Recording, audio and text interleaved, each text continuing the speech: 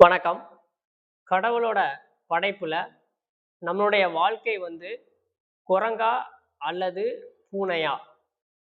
இதை இப்படி வச்சுக்கிடுவோம். குரங்கு குட்டியா அல்லது பூனை குட்டியா? ஸோ ஒரு மனிதனோட வாழ்க்கையில நம்ம எடுத்துக்கிட்டோம் அப்படின்னா, சிலவங்களுக்கு எல்லாமே எளிமையா கிடைக்கும். எந்த ஒரு ரிஸ்க் எடுக்காம அவங்களுக்கு எல்லா வாய்ப்புகளும் எல்லாமே எளிமையா கிடைக்கும். சிலவங்களுக்கு எந்த வாய்ப்புமே எளிமையா கிடைக்கிறது இல்ல. ரொம்ப கஷ்டப்படுவாங்க. வாழ்க்கையே ரொம்ப ஒரு மோசமான ஒரு சூழலா போகும்.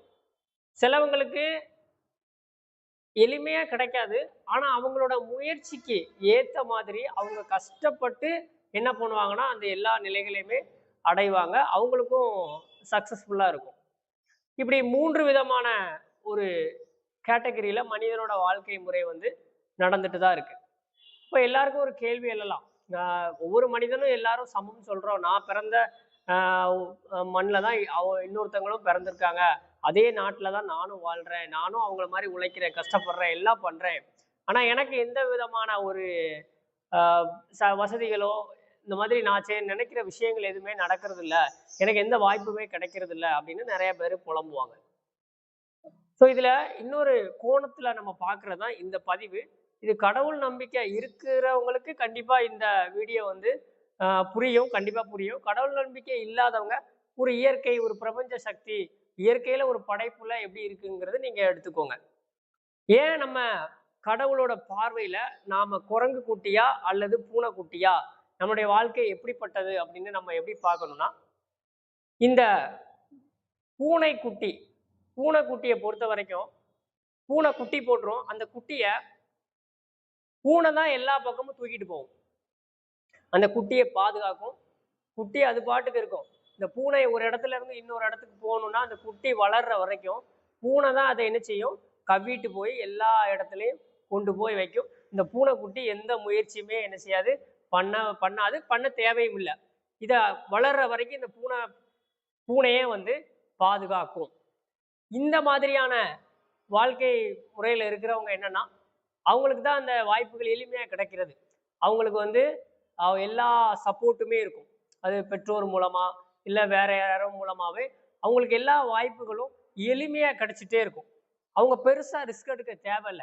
அவங்க ஒரு செயலை செய்வாங்க.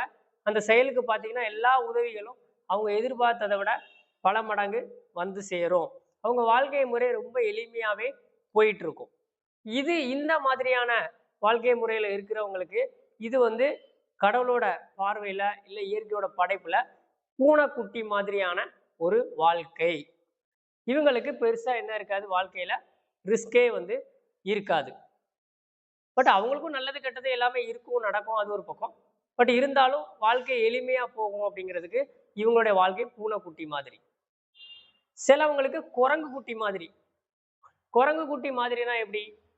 இவங்க எல்லா முயற்சியுமே இவங்க ரொம்ப முயற்சி பண்ணி கஷ்டப்பட்டு அதுக்கப்புறம் தான் அவங்களுக்கு அந்த பலன் கிடைக்கும். எப்படின்னா, குரங்கு குட்டி வந்து என்ன பண்ணும்? குட்டி தான் வந்து குரங்க வந்து பிடிச்சிருக்கும். குரங்கு மரத்துக்கு மரம் தாவும், எவ்வளோ உயரத்துக்குனாலும் போகும். பெரிய பள்ளங்கள், பாறை எல்லா இடத்துக்கும் போகும். ஆனா, குரங்கு என்ன செய்யாது? குட்டிய பிடிக்காது.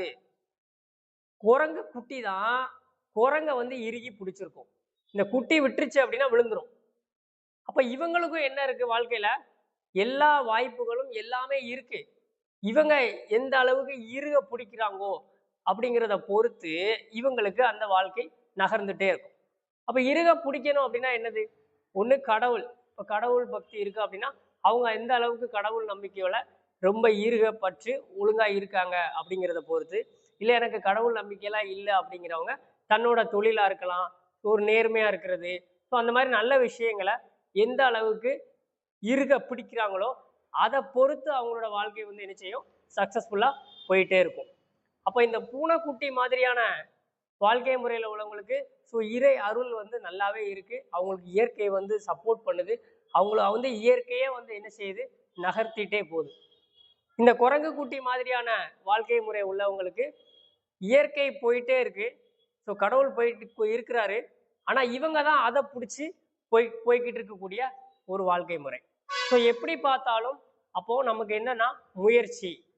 ஸோ இந்த குரங்கு குட்டி மாதிரியான கஷ்டம் இருக்கு, இந்த மாதிரி நான் வந்து எந்த ஒரு முயற்சி எடுத்தாலும் எனக்கு நிறைய தடைகள் இருக்கு அப்படிங்கிறவங்க, நீங்க எந்த அளவுக்கு விடாமுயற்சியா நீங்கள் நினைக்கக்கூடிய அந்த லட்சியத்தை இறுக பிடிக்கிறீங்களோ அது அது நோக்கி என்ன பண்ணிக்கிட்டே இருக்கலாம், போய்கிட்டே இருக்கலாம்.